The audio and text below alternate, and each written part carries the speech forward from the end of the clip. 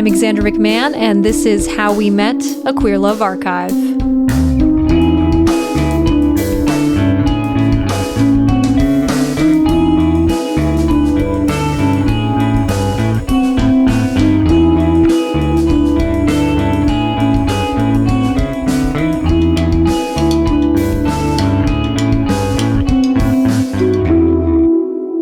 And we're back. The show had a nice little spring break. Thank you for your patience on waiting for a new episode. I had to go disappear into the woods for a little while, but I'm back and I feel rested and rejuvenated, and I have more queer love for you today. How exciting is that? So today's couple, Charles and Martha, they are fellow podcasters here in the Philly scene, and they met in Philadelphia a little more than 20 years ago. So their story is not only a wonderful love story that spans decades, but it's also a great peek into the city of Philadelphia and what it was like falling in love in the early 2000s here in the city. And as a Philadelphian, I really enjoyed that part of their story as well. Like I said, they also have a podcast. It's called Full Circle with Charles Tyson Jr. and Martha Madrigal. You can find it wherever you get your podcasts. And if you like this show, you'll probably like their show because it's all about LGBTQ current events. They delve into the news, which can sometimes be a little harrowing as of late, but with a healthy dose of wit and humor, which I always really appreciate. So I will link to their show in the show notes and encourage you to check it out. But let's hear how they met. Here is Charles and Martha in Finding Your True Self. As a gay man, I thought we could never be together. I would like to be married to you. My name is Martha Madrigal. My pronouns are she and her. I am a very loudly out trans woman. My name is Charles Tyson, pronouns he, him, and I am an out and proud bisexual / pansexual. Okay. Pick a word. We've been together for 12 and a half years. Technically, we've been hanging out for 23 years. Which just blows my mind. I know. Mine too. This is officially the longest relationship I've ever had. We met at our favorite bar in University City in Philadelphia. On Penn's campus. Pizza Rustica. I used to hang out there a lot because I worked at I taught at the dance studio up the street, and my best friend at the time was the bar manager, so I hung out there a lot. And you were there a lot because your office was right upstairs. Right. So my office was on the second floor. Right. And you could take the back door, and it was covered, and you could walk into the back door at Pizza Rustica. So I never even had to go outside to go to the bar. Right. Which was nice. And so I started working there February 1st of 2001. And Rustica opened within a few months of that. Right. So we met by the summer of 2001, right? Right. And then talked across the bar whenever we would run into each other for 10 years.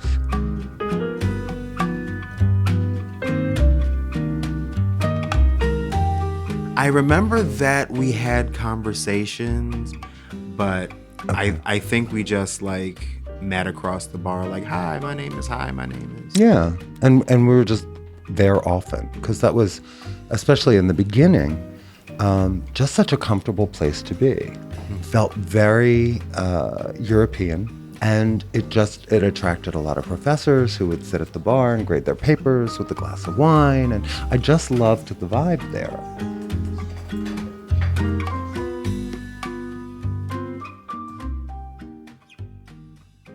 Charles was very out when we first met. I'd been out since I was 18. Yeah. And I was not out publicly at all, but came out very shortly thereafter, so once we were dating, because I thought I had to. Right. I mean, there was just, It was just because, I had been in appearingly, is that a word? I guess straight relationship with someone who knew that I was bi, but still, not practicing at that point. Not practicing. Yeah. I mean, I was Lapsed. married and I had, and I was raising my kids. I mean, the 24 years between my son's birth and, my daughter going off to college, that was my focus more than anything. I remember talking a lot about dance while we were sitting across the bar all those years. Just more like what's going on Right. in your life. What are you reading? What are you working on? What did you choreograph? So in the fall of 1999, I started a dance company. So by the time we met, I was hustling because my dance company would have been 4 years old, Something like that. by then. So I was constantly teaching and performing and trying to get the name out there. So I was living, eating when I was allowed to eat, and breathing dance all the time.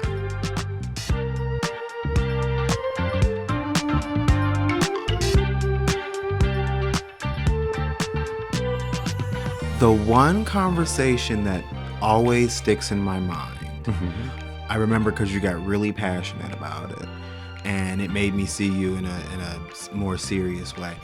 I think I was talking about feeling like I've been born at the wrong time or something. And I was saying how I wish I could go back in time and go to Studio 54, during its heyday. And you were something yeah, but you couldn't go outside. Right. And then we started talking about queer history and the context of certain cultural linchpins in terms of queer history in general. And it was a really intense and interesting conversation. And I was like, okay, this one knows things.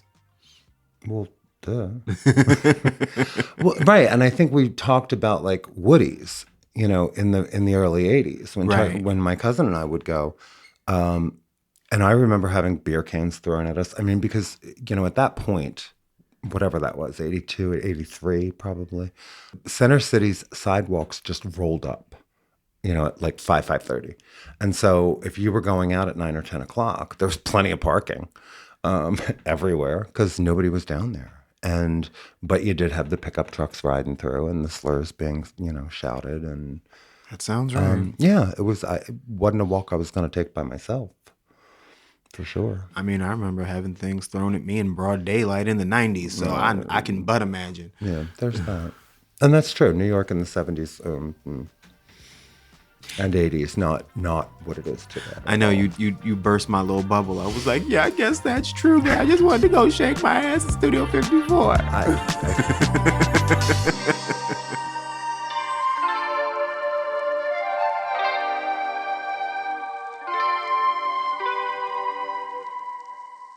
But in all those conversations, because you and my former sister-in-law are the same age. Right, yeah. And she was 10 years old when I started dating her sister. I guess you were a kid. So even though you weren't, by the time we pick up, you were 36, but you were still a kid because I was 10 years older. That sounds right. Yeah. And I remember this because I had been separated for a while and I was trying to start dating and I had been on a few dates and they were terrible and I was bitching about men in general. And you said, are you ever going to ask me out? Right, because I'm awesome. But it took me completely by surprise. If you had not said that, I don't think I would have ever caught on. But then I went, you want to go out? And you said, I do, as a matter of fact. And so we did. July 14th, 2012. Yep. We had a first date that never ended. Yeah. And I remember talking about this on our show, and I said, I was talking about how at that point I had either a 3-date rule or a 4-date rule. And I think my rule was there had to be 3 dates, and then on the 4th one we could fuck around. And I asked you, was it 3 or 4? And you said, how the fuck would I know? Because I gave it up first date. Because it was, I mean, Rules? There's rules?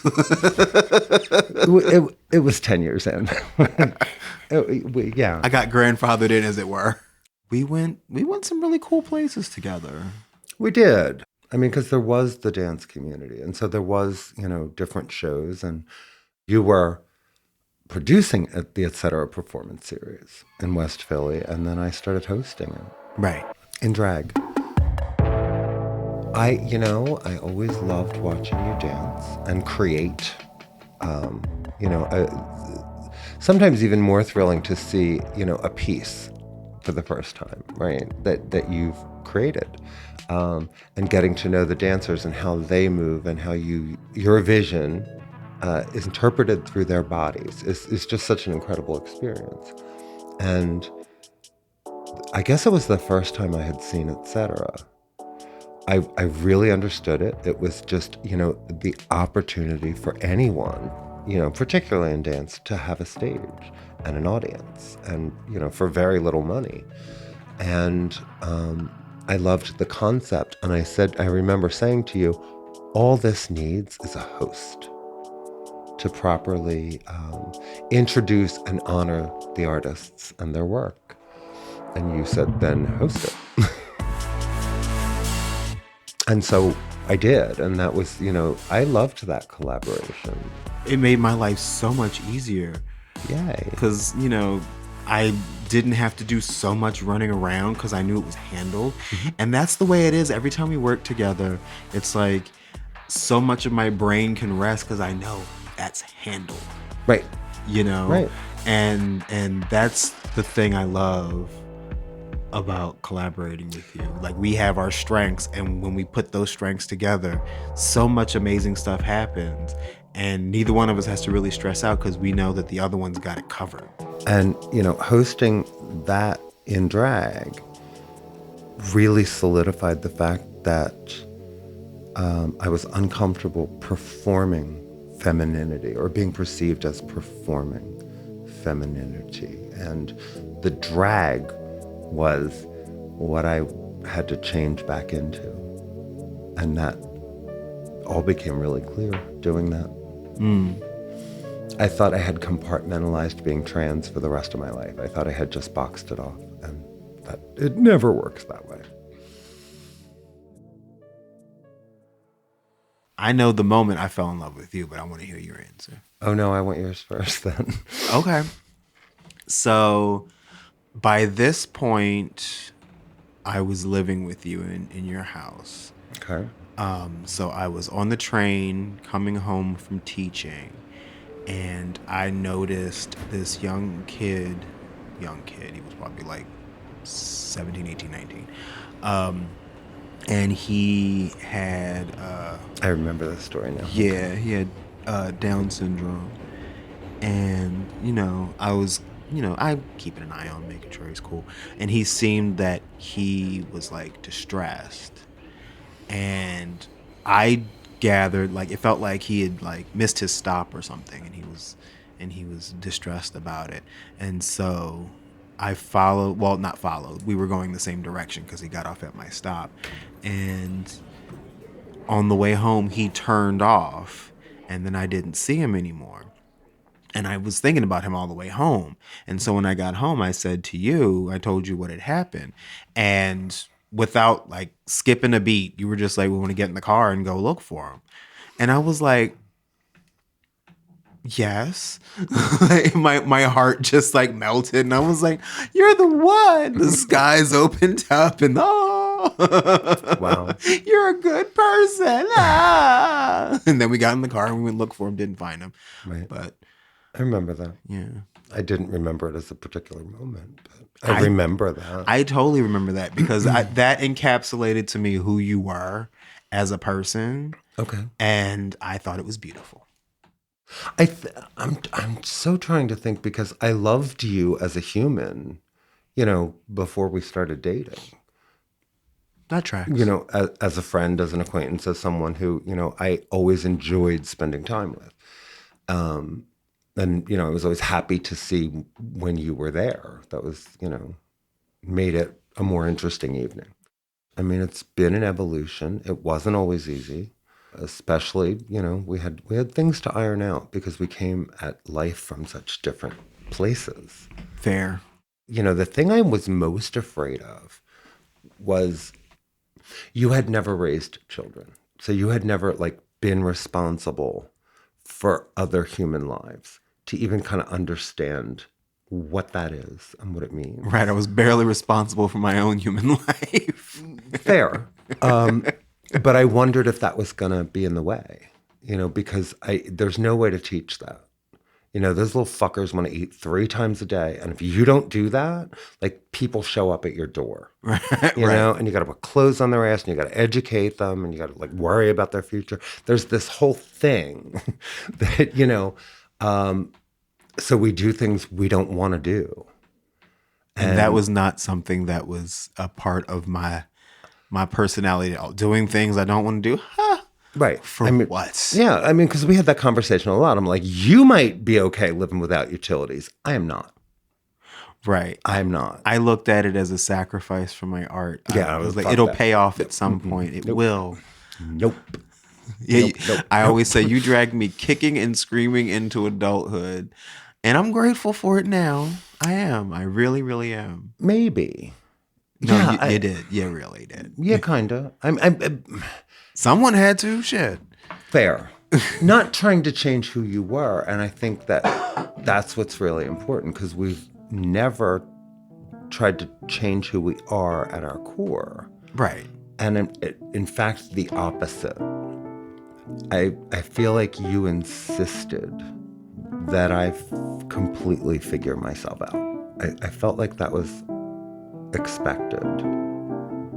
You could never fully be you and fully be happy and fully move forward as an actualized human being if you weren't, Yeah, I do.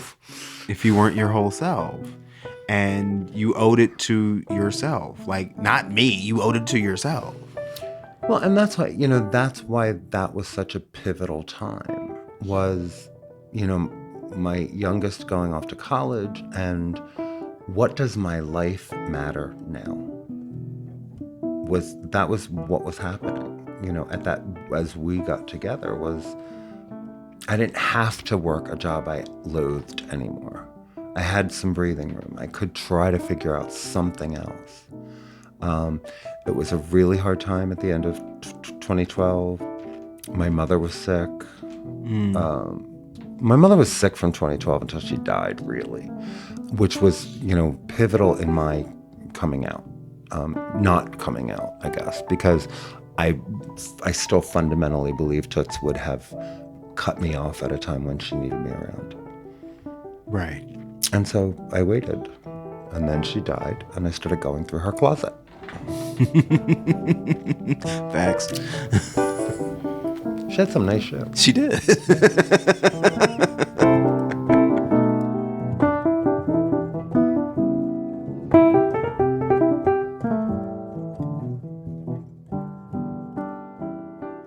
So I remember when I came out to you as trans, I said, it's not just a joke. I do remember saying this.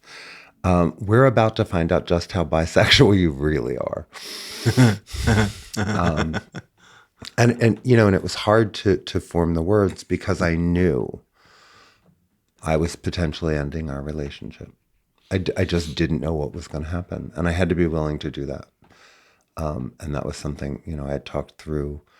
Thank God for the trans elders in my life who just helped me peel back all those layers of internalized transphobia and all those, everything I thought I could never be, to just get to the point to form those words. But I remember having that conversation with Elizabeth many times. What happens if he says, I can't do this? And she said, honey, you can't do this anymore.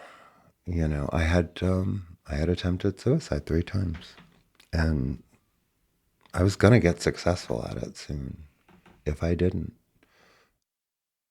the only place I really could see sunshine and a future was in just finally coming out and saying, I have known this since before I was 3 years old. I was telling them I was a girl. I never understood the sorting. I never understood boys. I never understood any of what they made me do. I don't understand boys either, so I get it. Any of the beatings I took, I never understood any of it. And I just had compartmentalized everything away. And that was the point of, I have to do this for me. But it was scary. And you said the words I was afraid to hear. I mean, that's real. You said, I need a minute. This is not what I signed up for. And I held my breath for a while. It didn't take you much more than a minute. I was going to say, it didn't take long. It didn't take long. But... Well, because I had to have that moment of, are you who you say you are? Because I've been saying for years, when educating people about bisexuality, about how, gender is a construct. And, if you say you love someone and you go to bed and you wake up and everything else about them is the same, except they're the opposite sex or gender, like, does everything actually change? And so, I can't say that I'm that person and then turn my back on you when actually it doesn't matter. I love you. You are the person that I love. And you shared this very personal, very major thing with me. So where am I going to go? It just took me a minute to go, oh, this is real. Okay. All right. Okay. Yeah. I often wonder, is it that much different now? Other than I think I'm happier and easier to deal with. Barely remember that other person. Okay. Every now and again, I'll see a picture and I'll be like, oh, damn, who the hell? Well, that version was less memorable in some ways. And that person was a lot less happy. For sure. A lot more angry. For sure. You are the butterfly. That was the cocoon. Yeah.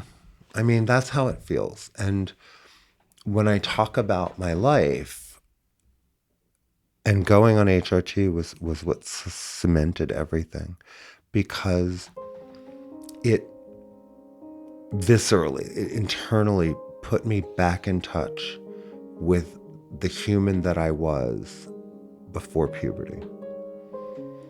I had color in my life and joy and curiosity and a vibrancy that, it felt like puberty drained the color. And the expectations at that point were, you got to put away this girly shit because they're going to beat you up worse if you don't knock it off. Right. And that's what happened. And I felt the connection back to who I used to be. Finally, like it was a reconnection. Testosterone was never supposed to go through my body. But once I realized that, I was like, there I am. There I am. I just reached back in time and found myself again. And it was scary. It was scary. But I think back to it and I'm like, we were arguing and what was it about? Because it was so hard. And we did fight a lot more back then. We did. And, I lived under a very rigid set of rules. And when you're living under kind of a bunch of life rules that really don't serve you, don't affirm who you are, and have been nearly impossible to maintain, it feels so good when you stop. Right. I have a conversation with a lot of my trans clients today that being trans and not being able to be out is to always be studying that gender I never was.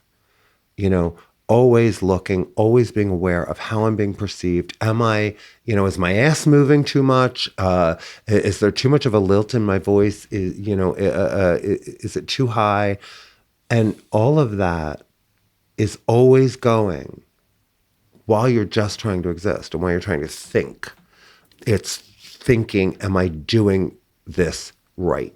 because I have no internal frame of reference. My internal frame of reference has always been female, always. Vast majority of my good friends, women, because we understand each other, and we always did. I had a very hard time understanding, especially cis men. Even when they're nice, I still don't get them. I'm the same way though, like, but it's just the queer straight thing. It's like growing up, I had the same thing. Am I being too feminine? Am I walking right? Am I sitting right? Am I talking right? I get it. Yeah. Because if I'm not, there are consequences. Right. There are social consequences. And they can feel really important. Even though you come to realize it's all bullshit. Right. But that took the time it took. And we were already together for, 5 or 6 years? Yeah. At that point. I know for me, it just came to the point, like, I was like, you know what? Deal with me. I'm going to be who I am, and I don't have time for other people's opinions. And we both made that decision. Right. And, everything that's happened since then, there is power in a decision. There really is. And it took a long time to make that one, to say, I've got to go all in. I've got to, the world has to know who I know myself to be, because I can't operate by everyone else's bullshit rules anymore for me, because they never did apply. Right. And I'm going to keep being here no matter what. So at least I should enjoy the ride. That's right. And I am.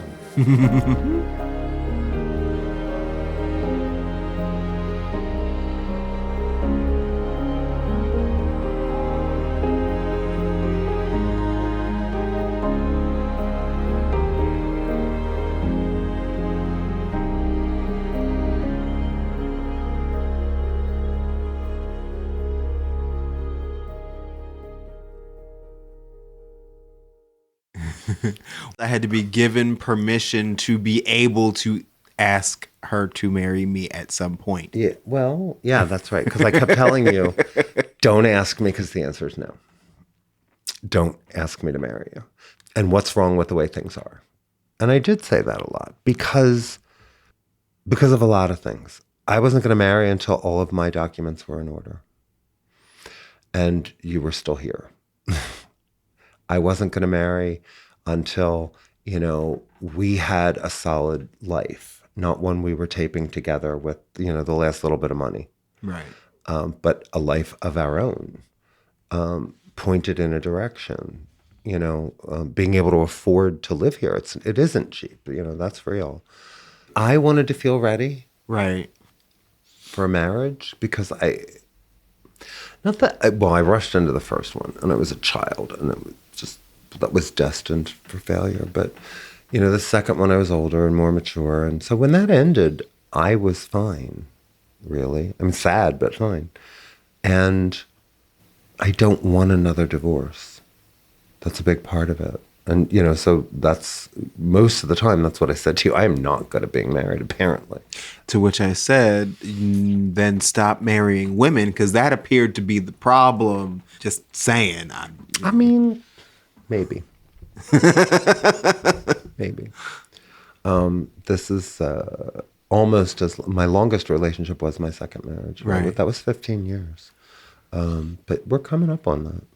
I think we'll pass it. Yeah. What else am I going to do? And I won't get a divorce again.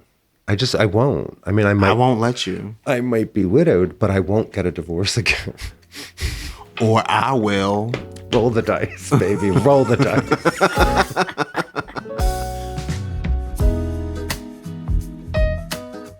But I proposed on your birthday. Yep, 2022. Because I did say in that September, well, if you want to ask me, that's the ring. And I have it. It's pretty. I love this ring. Yeah, for like 6 months, you walked into every place. Ring first. Yeah. I'm definitely proud of the jewelry. And us. But yeah, I was like, I'm gonna wine and dine you. I'm gonna like drop some coin, and then for dessert, right before dessert, I got down on one knee. I opened the ring box. I asked the question. It was lovely. And then we still had a bunch of friends gathered right down the block because we were going to do karaoke that night. Right. So that we still had an engagement party Right. right after, which was really fun. And I was obnoxious walking around with my ring in front of me the whole time. The whole time.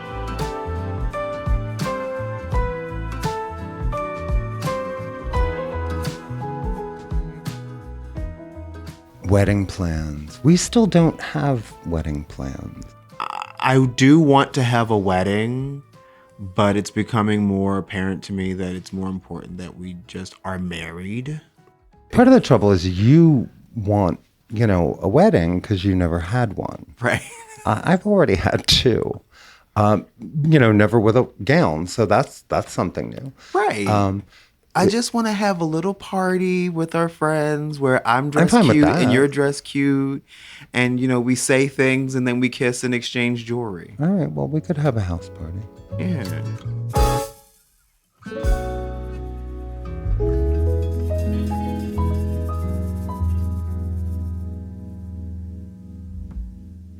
One of the things that is interesting is, we both now are working in a field that we had never even contemplated before. And, we're in the same field. So I think at some point we're going to merge again and be working together at some point. But even that, I was really looking for a job and I thought I had a great resume. But the one thing that was clear about my resume is that I am trans. Just the volunteer work I've done. I've, done Transway for several years. And I'm proud of that. So it is there on my resume. And I got, I lost count at 150 resumes and custom cover letters sent to jobs I was qualified for, sometimes overqualified for, and not one phone call. And I said to you, I'm going to have to scrub my resume. I'm going to have to take out the parts that point to the fact that I am trans so I can get a damn interview. And you actually cried and said, don't you dare. Don't you dare. And I said... Yeah, because you did not come this far to just come this far. Right. Yeah, you said that too. And I said, fine. I'm only applying to jobs that have LGBTQ in the fucking job title. And I found two of them, and I applied to both of them, and they both called me for an interview within 3 days. And the job that I've had now for almost 2 years changed my life. Nikki McHenry, who's my therapy partner, said, we've got a grant from the state to build this program for our community, and you are the person I've been waiting for. And I remember the day I went to the interview and you kept saying, you're coming home with a job. And I said, nobody comes home with a job. Nobody hires on the spot. Doesn't happen. And I came home with a job. Uh-huh. I did call and admit it. I did. I'm my mother's child, which means I'm a little psychic sometimes. And that was great. And it has been life-changing for me. What I have learned is that nothing was wasted. Nothing about my life was wasted because I reach back and reference all of it now. Mm-hmm. As a counselor, working with this community, being able to relate with my trans clients, regardless of their age or place or where they are on their journey, we connect. And part of the charge of the job is building community. And we've been doing that. It's been so fulfilling. And I thank you for being there, because I believe that there is power in the example of our relationship, that it is possible to be happy. It is possible to have a long-term relationship and to be treated well and to thrive. And, that's one of the many ways that I think, it's a picture that's worth 1,000 words. It's just, look at how cute they are together.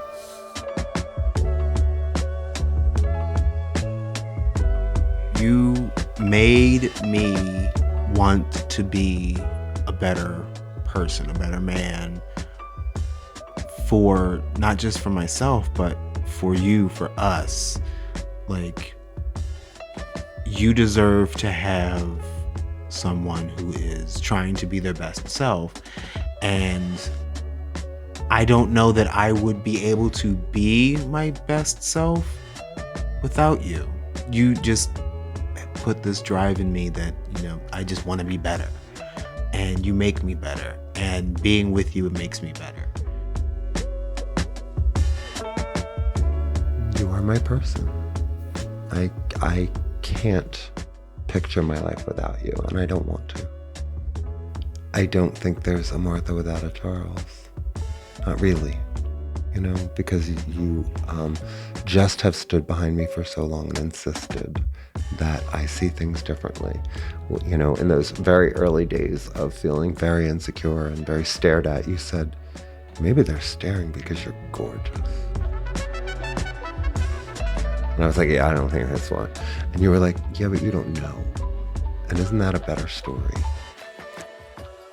And that stuck with me. It stuck with the way I became a counselor. And it's one of the things I talk about often is the stories we tell ourselves. You were the person who insisted I be me. And that nothing less would do.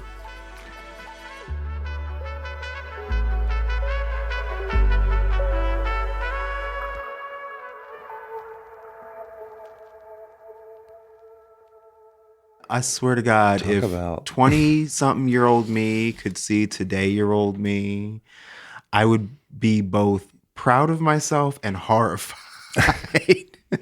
That you have a picket fence. A picket Literally, fence. we have a picket fence. An ironic one, but still, a picket fence. Thank you so much, Charles and Martha, for sharing your love story with this podcast. And don't forget to check out their show, Full Circle the Podcast, wherever you're listening to this show right here. How We Met, A Queer Love Archive is produced by me, Xander McMahon. The How We Met theme is composed by Addison Ryder. Other music in this episode is from the Epidemic Sound Library. Don't forget to like and subscribe wherever you're listening right now. And if you feel compelled, please leave me a review. I love reading them. They mean so much to me. You can also follow the show on Instagram at How We Met Pod and see cute cartoons of all the couples drawn by Emily Giroux. How We Met, A Queer Love Archive will be back in 2 weeks with more queer love.